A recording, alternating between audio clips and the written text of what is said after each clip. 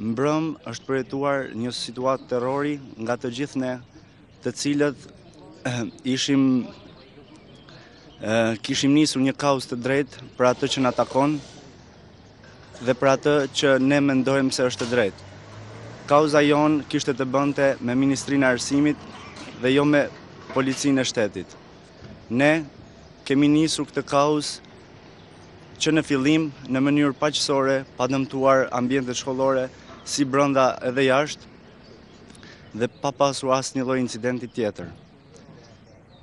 Pasi jemi shoqëruar në komisariat, kemi pas presione nga më të ndryshmet, na kanë marrë aparatet celulare, shumë aparate celulare, nga që na nxorën me dhunë kanë ngelur këtu në ambientet e shkollës, aparatet e tjera që na kishin mbetur, na i kanë marrë dhe duke na kërcënuar që ne të mos shpërndanim lajmin. Forcat e rendit ishin plotësisht të armatosura me maska, na kanë vërë prangat, fashësetat dhe ne jemi trajtuar në mënyrë shumë barbare si kafsh, si të ishim kafsh.